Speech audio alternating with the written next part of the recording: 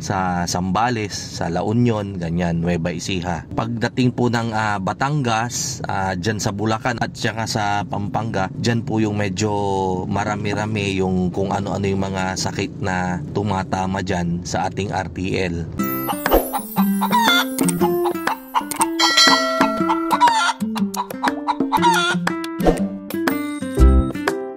Good day po sa inyong lahat. Ang topic po natin for today ay kung ano nga ba yung usual na kadalasang sakit na tumatama kapag tayo ay nag-alaga ng isang RTL. Yun, para sa akin, as long as ang ating manok ay bakunado kung ano yung mga sakit sa ating lugar, dahil gaya nga po ng sinasabi ko, iba't ibang lugar, iba't iba po yung present na sakit sa atin, like halimbawa pagdating ng Bulacan, Pampanga, iba rin po yung sakit na kadalasang tumatama dyan, and then yung sakit na kadalasang tatama din kapag tayo ay andito sa Pangasinan, sa Zambales, sa La Union, ganyan, Nueva Ecija. Pagdating po ng Batangas, dyan sa Bulacan at saka sa Pampanga, dyan po yung medyo marami-rami yung kung ano-ano yung mga sakit na tumatama dyan sa ating RTL. Kung ating papansinin, titignan natin yung programa ng kanilang vaccination, mas marami yung ibinabakuna sa kanilang mga manok. Subalit kapag yung manok naman ay dito inalagaan sa ating sa aming probinsya, sa Pangasinan, yung kanilang bakuna ay very basic, lalong-lalo na dahil konti pa po kasi yung farm dito, yung farm ng mga layers. Gaya nga ng madalas ko ring gamiting example, dyan po sa Pampanga, meron pong isang lugar dyan, Minalin, na yung parang subdivision po ng mga manok.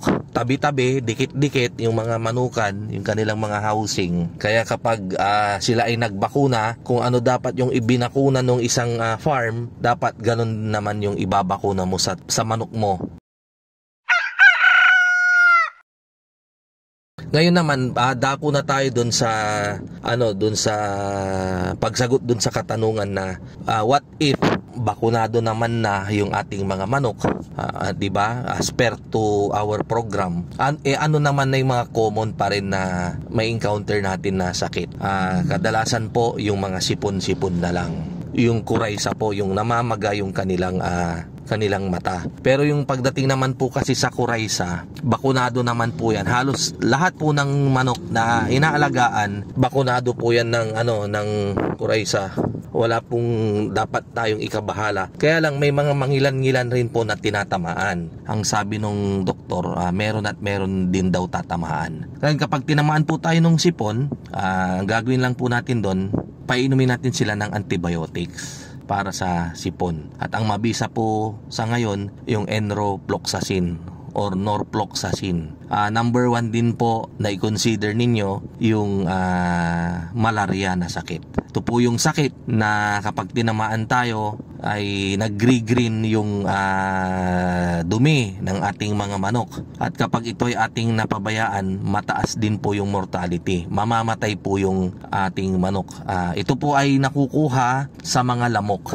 Yan din po. Kapag ang gamot po dyan at ang prevention, yung CXD3 na madalas ko pong sabihin sa inyo. CXD3 or Pyrestat. Ayan.